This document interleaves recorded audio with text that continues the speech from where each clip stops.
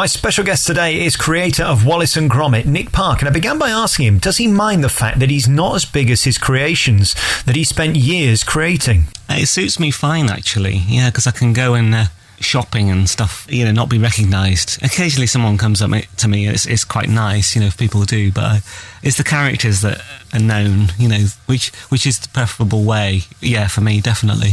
I'm quite shy kind of person. It's an odd thing, really, because most people come into show business to want to be the star. Presumably you're the opposite of that you want your characters to be the stars. Yeah, I have an ego. I like, it's quite nice sometimes. But yeah, the characters are the stars. And I feel a bit sorry for people who are very famous because you're not always in the mood to cope with people coming up to you to ask for things, autographs and stuff. So that doesn't affect me, which is very nice, really.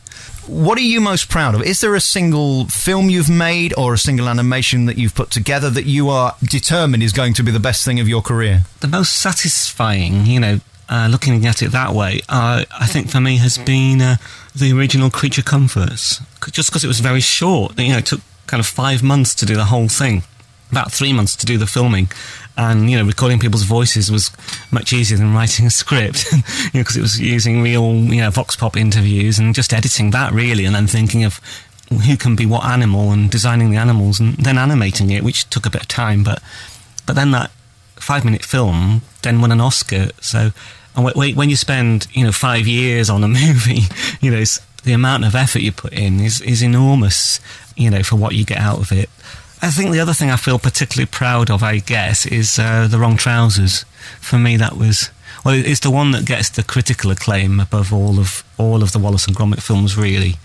I mean, this one's been enjoying a lot of that as well, which is great. But The Wrong Trousers, as a 30-minute film, it suited 30 minutes really well and was just the right size of story and just the ideas, the penguin and the techno trousers, and it was a nice group of ideas, and it was quirky and people hadn't seen that kind of thing before, so it was all new, and it's very hard to repeat that kind of originality again. The thing that I find most fascinating, if it's taking 5 years to make a 90-minute film, how do you know anywhere in those 5 years that you haven't lost the plot and it's become unfunny or you haven't got a plot anymore? Yeah, that was the difficulty about taking on such a long-haul project, is that I think first of all you've got to have an idea that almost like demands to be made, really. I don't think I could do it if it was motivated by anything else, by money or awards or any kind of commercial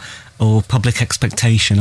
It's got to be something that really grabs me, and it's got to be funny, the outset. It's got to be basically absurd and funny, in its concept, And I think it was when this idea struck me, it was automatic, really, that I had to make this film. And then it's a matter of, you can easily lose confidence in ideas over the time. Many times that happened. In fact, that's why it's been good working with Steve Box, who was the other director on the movie. And we were very much writing it together and from the beginning. And it's with big animated films like this, you've got to have two directors, I think, 'cause not just to kind of share the load, but it's like a companion as well. And Steve was always very good at helping me keep confidence in my own sensibilities, and especially when there were studio pressures and to compromise and everything. Everybody else has an objective point of view on your film except you. I suppose the other problem as well is not having too many people involved, because you don't want too many opinions that can take you one way and distract you with, oh, well, this gag's better or that scene would be funnier. You've actually just got to get on and make it and then hope at the end that you've made the right decision. You're so involved with getting every little sound effect, every piece, every music cue, every timing of every joke exactly right, and you work on every single thing in such detail, and you've no idea. And so when we've got the first reviews in and I saw the first audience reaction, it was just relief more than anything that it worked. Never mind any awards. I was just relieved it worked. Your medium animation has to be the most time intensive, even compared to a Hollywood blockbuster. They would never have the budget to spend 5 years on one 90-minute film, would they? No, I suppose not. I mean, 3 years of that was sort of writing and designing and developing and storyboarding, So the actual filming itself took about 1.5 to 2 years. That was, a crew of 250 people. About 50 of those were model makers, and about 30 of them were animators, and a very slow process. It's very labour intensive. When you see the credits on any big CGI computer animated film, it's about the same number of people, in fact. Wallace and Gromit has become one of those Christmas favourites that if you don't see it, it somehow isn't Christmas. How have you managed to do that? Oh gosh, yeah. Well, it hasn't happened overnight. It happened with a Grand Day Out, which is the first Wallace and Gromit film, which was partly started off as a college film. I started at the National Film and TV School, and then brought it with me to Aardman in Bristol. And I think it wasn't known. It took a long time for a Grand Day Out to sort of take off, really, because I did Creature Comforts just at the end. Towards the end of making that, and that sort of stole the limelight because it won the first Oscar back in 1990, and then sort of Wallace and Gromit was a kind of slow burn thing, really, that people gradually got to see it and started to respond to it, and then over about 6 or 7 years, BBC were interested in doing a second, and then Wrong Trousers, and then Close Shave. Every couple of years we did another one, and they started to slowly become a kind of a holiday fixture. And Creature Comforts, I guess because it's comedy and it's light and it's got a kind of British, kind of cosy Britishness at the same time, I hope, a kind of quirkiness, And that's, I think, why the parents like it as well, because there's kind of two levels to it. I was saying to you as we came into the studio, the more you kind of get the idea of your animation, the more you look out for it. For example, the fridge was called Smug, not Smeg. Now, I wonder how many people actually notice that, because that's a very cleverly crafted gag that's there for the taking if you want it, isn't it? That's in a way why I think they've always done quite well on video and DVD as well, because people get to stop the frames and read the gags and notice the little background things. I think it comes from the fact that it is, because it's models, from back when I used to do it all myself, before working with larger teams of, back at college, I just got a lot of fun out of making the models and putting in all these little references that were just personal. They weren't actually meant to be noticed by anybody to start with, because I didn't want them to kind of distract from the story. But they've more and more have gone in, over the years. And sometimes the model makers come up with ideas, or the set builders, and you see somebody's name on a street, or or whatever. Are there any comedy writers for your animations, or is it all just your ideas and people there who go, "Why, that's a funny gag, we could stick that in"? Like all filmmaking, it's a very collaborative effort. And, on this film, I worked heavily with Steve Box on the writing, and another writer, Mark Burton, who's done a lot of gag writing for BBC and what have you, and he was a writer on Madagascar as well. So it's a very collaborative effort, but an awful lot of the stuff comes together in the first few weeks, even the first week, actually, because as soon as you have the idea and it's going to run, it's just a field day, really. You can't stop. When you have an idea, it just kind of sparks off in lots of directions. So that's kind of, in a way, the easy bit. But I think as you work for longer and longer, because it takes so long to do animation, you have time to keep coming up with stuff, and you sort of, the danger is or maybe it's the strength of it as well, you get bored not bored, but you get used to your own gags, and so you constantly are thinking you need more. So it becomes like wall to wall. So you actually have to stop yourself then? In a way, yeah. But then the bad gags fall away, and so hopefully you're left with just the good ones. But, I say that. All kinds of gags stay in that you're not sure about afterwards. Lots of, really painful puns. How do you manage to make Gromit say so much without saying anything? It is amazing to me, especially when you watch it in a cinema, on that big screen, how you know what he's thinking, you know what he's saying, yet he never says a word. Yeah, in a way, Gromit's the hardest thing, probably of the whole movie. Has always been the hardest thing, and for other people to pick up on. We all, as animators, we have these very rigorous Wallace and Gromit classes that everyone goes through. Spends days trying to capture different expressions, and just by moving Gromit's brow, and in a way that for me is the beauty of working with clay, because Gromit was born out of being clay. I don't know if it would have happened in quite the same way if he was designed on a computer. Because even going right back to my days at college when I first designed Grommet, he was actually going to have a mouth and he was going to do a lot of barking. I even recorded a voice for Grommet once. Really? With the guy who did Bill and Ben and Spotty Dog. Oh, really? Yeah, Peter Hawkins. So what made you drop that then? Well, it was when I came to do the first shot in A Grand Day Out. It was so difficult to get in there with my hands and manipulate his mouth that I just tried. You couldn't see his mouth at the time, but it was kind of behind his nose. And I tried moving his eyebrows because it's all I could reach, really. And in that moment, in a way, Grommet was born because it was pure laziness, really. But I found that just by moving his eyebrow up and down, he could speak volumes and didn't need a mouth. And he suddenly became also introvert and the intelligent one. And so the whole role reversal suddenly happened in an instant. And it's such a clever idea as well, one man and his dog. When did it come to you that there were so many opportunities with just such a simple idea? And let's face it, all the best ideas are simple, aren't they? Mm-hmm. Yeah, it's true. I mean, it was very much out of economy, I guess, being a college student, and it was hard to get any, as I say, it's collaborative filmmaking, but as a student, it was, because animation takes so long, it was really hard to get anyone in to light it, do the camera work or produce it. I ended up having to do a lot of it, all the model making and animation myself, and so it's pure economy that I made him into a single bachelor guy. He was going to be on his own to start with, and he was going to actually have a cat as a companion. But I just found a dog easier to make out of plasticine because it was like bigger, rounder shapes, and you could get your fingers round it. And so really, Wallace and Gromit really is just laziness. That's basically yeah. And I hadn't, you have a very limited budget and time, so you go for the least number of characters you can cope with, really. I'd love to do a survey and find out what people love more, whether it's Wallace's face or Wallace's voice.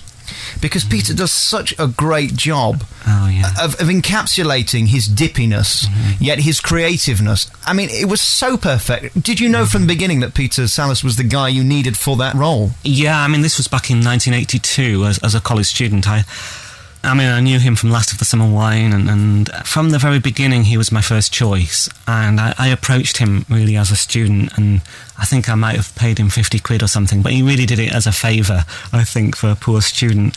I remember he came in for a morning and recorded, and I just loved the way he said cheese, and that suddenly Wallace's mouth went extra wide, and Wallace's character very much came from Peter's voice and the way he said Wensleydale, and so Peter did very much create the character in that sense. A journalist recently said Peter Sallis's voice is like a pair of warm slippers in an uncertain world. And I think that's very much the appeal. That's really brilliant, isn't it? Yeah, it absolutely is.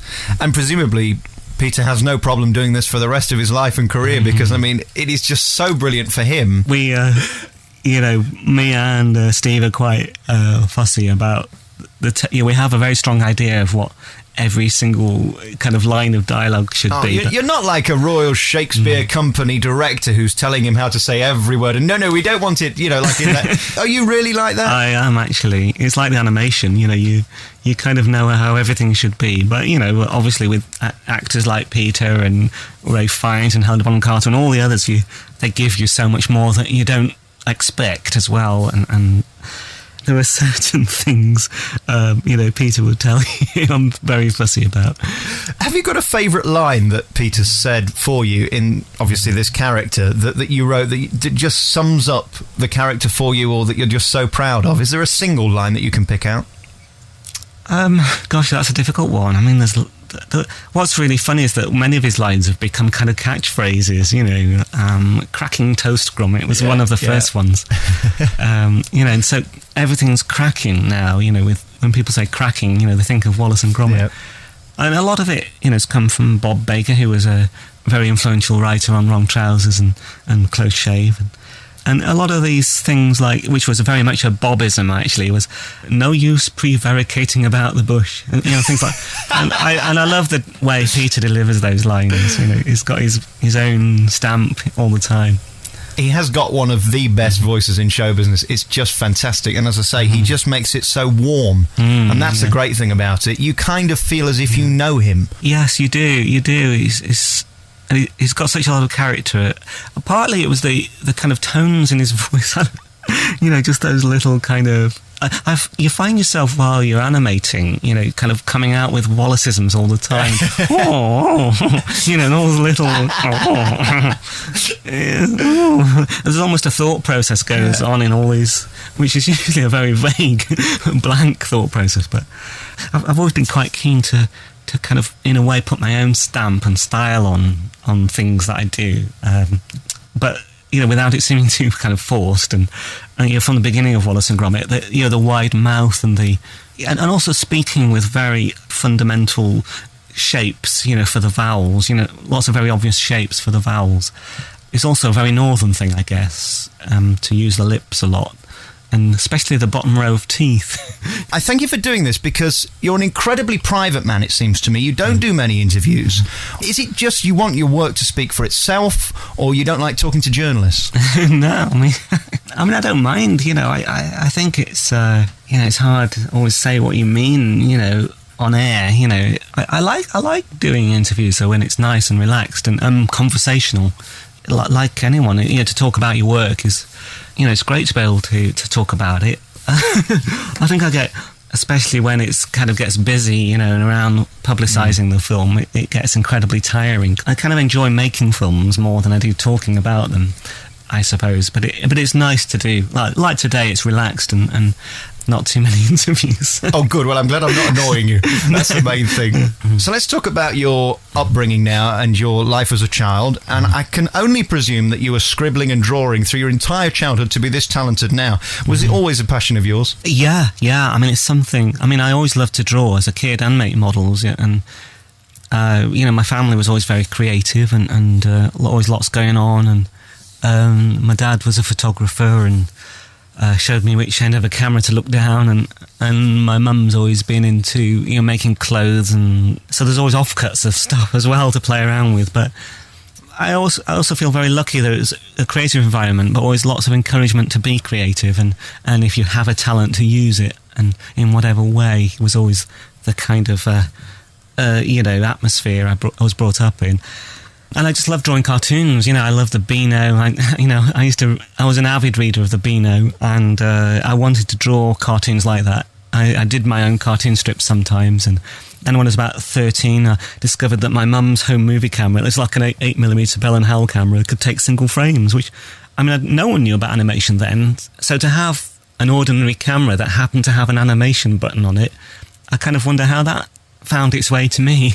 And then I started trying out different, like cut-out animation. I started mimicking Terry Gilliam's work for Monty Python, and I love that kind of surreal, wacky humour, and I love the wobbly artwork of Bob Godfrey for Rhubarb and Custard, or so I tended to go for things which were less sophisticated as the Disney approach, and then I saw Morph on the TV and stuff on Vision On, very creative program.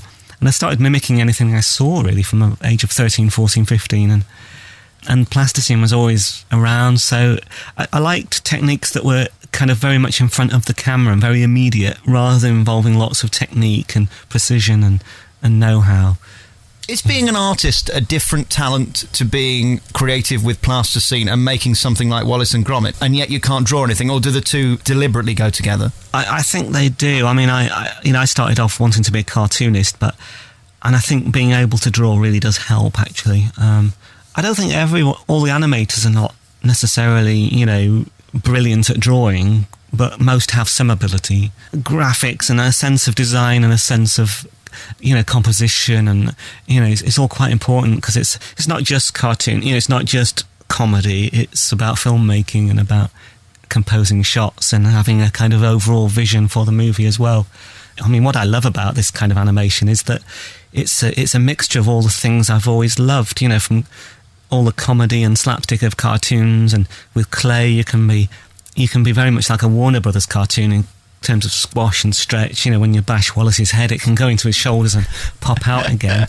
At the same time, it's very 3D, so we have expert lighting camera people, so you can play around with the camera, and it's a kind of a convergence of all these things I've always loved. What's your greatest talent? Is it being an artist and creating these amazing models that you make?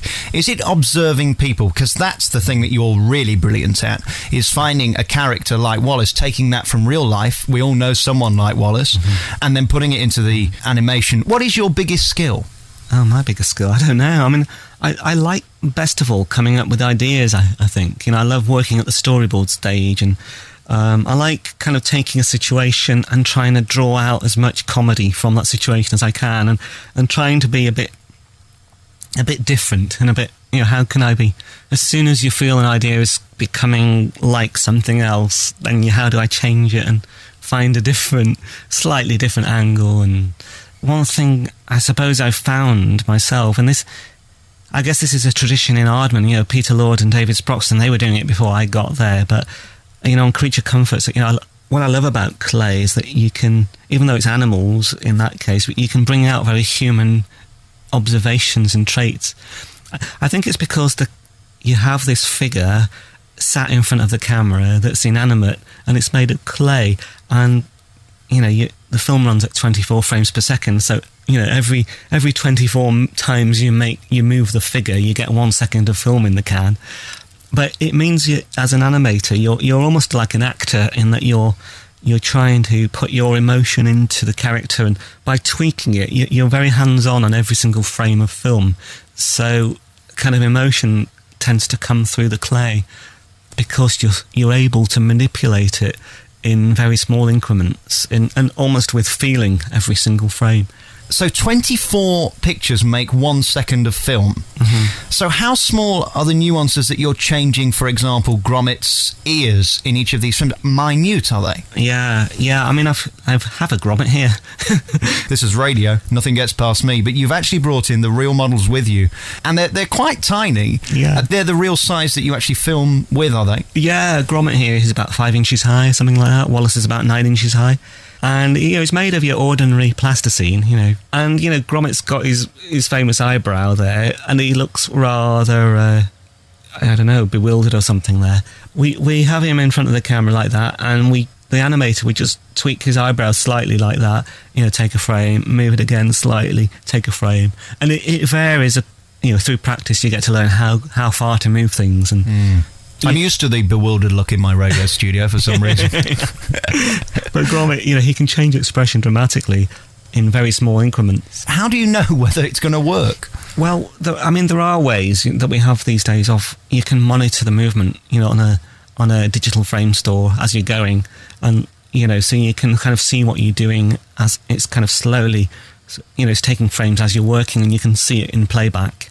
I'm a bit old school in that sense, in that people like Steve and myself, and we used to do it blind, really, where you couldn't see it played back. You had to wait till the film came back from the labs before you saw anything, and so you tended to. It was almost you kind of use the force, you put away the technology, and we sometimes encourage the animators to rely more on their instincts, that come through practice. And that I think often can get better results, because you tend to be a bit more adventurous and less kind of relying on the technology. How did you go from being a kid that's playing with plasticine and seems to be quite good to actually turning it into a multi-million-pound business? Oh, well, I mean, I suppose it's been a lot of people, a lot of support from a lot of people at Aardman. I've been a part of Aardman ever since I left college. That was 1985, wasn't it? About 1985, yeah. I was halfway through a grand day out at the National Film and TV School, and I ran out of time and money, and then Aardman offered to help me finish the film in Bristol.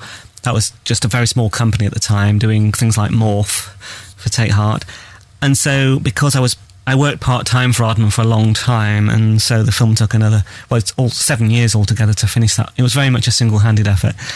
And I think things have slowly grown, as the company slowly expanded. We did the Sledgehammer video for Peter Gabriel, and many commercials, and so the studio's slowly grown. But, I guess Wallace and Grommet has been the kind of signature thing we've become known for over the years. I mean, I could never do your job because I have short-term attention span at the best of times. You must be the most patient man in the world to be able to spend 5 years on one project and be as dedicated to it at the beginning as you are at the end. I mean, it's an odd state of mind, isn't it, to be able to take the time to take 24 pictures to make 1 second of film. Yeah, it is. I think when we did our own projects that we probably did need a lot of patience, really. The animators, I mean, they're under such pressure to shoot as fast as they can. You can't afford to do more than one take. Sometimes we had to, and they've got, like any film, you've got all these production pressures to keep moving. So in a funny way, there isn't time, to need patience because we're shooting on all these sets simultaneously and trying to get film in the can. I mean, it may sound slow, but 2 minutes a week is actually quite fast for animation. We were rocketing through. I mean, you're literally working every hour God sends, are you? 7 days a week when you're in production? Yeah, I mean, each animator's doing about 2 or 3 seconds a day, which amounts to quite a lot of rushes every morning, and it doesn't sound a lot, but I think as well, when you really believe in something and, it's a work of art and you don't think about how much it takes. A shot may last 2 or 3 seconds, but it's one hell of a 2 or 3 seconds. It's amazing how much you can fit into 3 seconds of film time. Is there any other way of doing this now, or that you would be happy to do? I mean, could you make a Wallace and Gromit film on a computer without having to take all these pictures and do it the old-fashioned way? We're keeping up with digital technology very much. We're even doing a fully CGI, computer-generated film, coming out later this year about rats in the London sewers called Flushed Away. But with Wallace and Gromit, I mean, we have put them into, we've done the computer games and we've tried putting them into in computer on film, With Wallace and Gromit, I don't know, it's the clay feel is really important. It's important, all those small nuances and shifts of expression. And, I think it does rely on being plasticine myself. The CG versions we've done tend to look a bit robotic. I wouldn't really like to see a film done like that myself. Not with Wallace and Gromit anyway. Are these like your kids? Yeah, I mean, they are family. I've grown up with them. I mean, they are I did other stuff at college, but these are the first thing I've done which have actually taken off. So they are like my kids. I suppose the only thing is kids normally cost you money and they make you money, so I suppose they're good kids, aren't they? Yeah, and I've seen them on the covers of magazines and things. I felt quite proud, of my kids doing well out there. Let's get through a few things before you go. The fire that had so many headlines, is this a PR stunt? The film's released on Monday, the place burns down on Saturday. It was even closer, actually. It was actually the morning I heard that we'd got to the #1 in the US box office. Within the same hour, I heard that the whole warehouse of the whole history of Aardman had burnt down, or was burning down at the time. How did you feel? Well, I mean, something else kind of put it all in perspective, really, is that I'd also spent that morning watching the news about the Pakistan earthquake, and with people digging their families out of wreckage, and so when I actually heard about the fire, I mean, obviously, no one had been hurt, so that was lucky and good news. But it automatically put it in a perspective, so I actually didn't react that badly to it. It wasn't much effort to do that. But I suppose there was still stuff that was close to your heart, irreplaceable. There were awards that you'd won back in the beginning. There was nothing to do with The Curse of the Were-Rabbit, was it, as I understand it? No, that was in a separate exhibition. So it must be kind of hard in a way that you've lost everything before that. Is that right? That there's nothing left of the first stuff you did? Well, yeah, at the time, the more I thought about it, the more I heard what had been destroyed. I think we had lost about £2.5 million worth of stuff. And it was mainly like sets from Wrong Trousers and all the earlier Wallace and Gromit films and storyboards. My own personal storyboards I'd done, which were all framed for exhibitions. And the stuff did make really lovely exhibitions that people seem to like to see, behind the scenes stuff. And so if I think about it too much, it could be quite sad to think about it. I mean, in a way, I felt sorry for the people who'd kept the exhibition looking really good, over the years, and it was a lot of work went into it.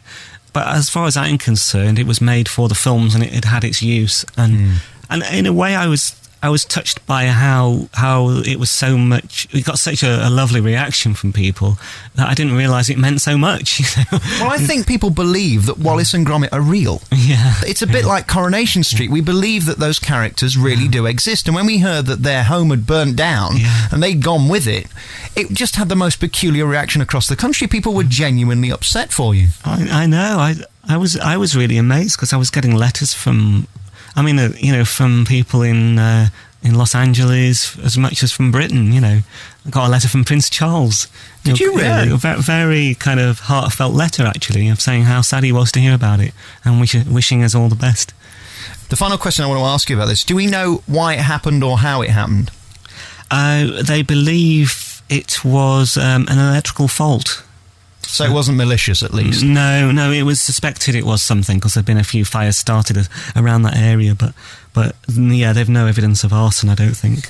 Okay, let's move on to matters more pleasant. Your international success, the fact that, as you say, in America you've hit number 1, you're winning awards left, right and centre, Oscars, BAFTAs, Annies, I believe you keep winning. How do you feel? Does it bother you? Does it matter? Does it give you any better feeling than seeing a 90-minute film that you've made over 5 years anyway?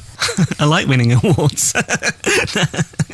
No, I think because they take so long to make, the long-haul nature of animation is you have to really do it for the love of it, and I think that's what motivates us all at Aardman, really. But it's nice, having done all that work, to get recognition, and I was relieved just that the film was working for some people, that we'd done something right, to start with. So now to go on to get awards is nice, I don't mind, I've only known you for about an hour or so, but I can't imagine you're the kind of guy that would want to go to the Oscars. I mean, I wouldn't associate myself with the Oscars. When I first went there, you think, oh gosh, I made this plasticine animated film, and I'm here with these like wall-to-wall celebs, Dustin Hoffman, and everywhere you look, it's like in some kind of strange dream, where everyone you've ever heard of is in one room. What about that feeling that they know who you are? Because that's odd, isn't it? The fact that you know who they are because they're big stars, but you don't think you are, yet they know who you are and they want to talk to you. How do you deal with that? I never know if they do, actually. I never assume anyone knows who I am. So, because you get invited to these parties, and Elton John's party and stuff. I remember if you stood there with an Oscar, people just come up to you and shake your hand. And, I remember Tom Hanks coming up to me. He had no idea who I was. This was with the wrong trousers, I think. And he just said, "Great speech," and I there was someone there telling me who I'd met after I'd met them, because I didn't recognise anyone. That was Claudia Schiffer. That was Prince. It's amazing. Yes, it is weird, actually. Who have you been most overwhelmed by when they've watched one of your films and they've come back to you and said, "This is the best thing I've ever seen. It's made me laugh. It's made me cry"? Is there any single person who you didn't imagine? I suppose having a letter from Prince Charles is a pretty nice accolade, isn't it? But who else has impressed you with their interest in Wallace and Gromit? Oh gosh, I can't think really. Gosh, off the top of my head. When Prince Charles first, when I heard that he'd seen Wallace and Gromit, and things you never imagine who's watching, because it's been on TV at Christmas and holiday times, you can't ever imagine who's watching. And so, I'm an ambassador for the Prince's Trust, and I was just stood there, with a glass of champagne in my hand, and Elton John came up to me and introduced himself, and I wouldn't have imagined he knew who I was. It's just people, isn't it? So it's... I think you've got a fantastic life because you're a huge, whopping, great big star that has got such great things around you. You've won so many awards, so many people respect you, so many people love you, and moreover, the public just love what you do. Yet you can go in Sainsbury's and nobody will bother you. I can't think of a better way to live your life. Yeah, it's perfect, really. It is the best balance, really. Yeah, I feel like I've got it best of both worlds, really.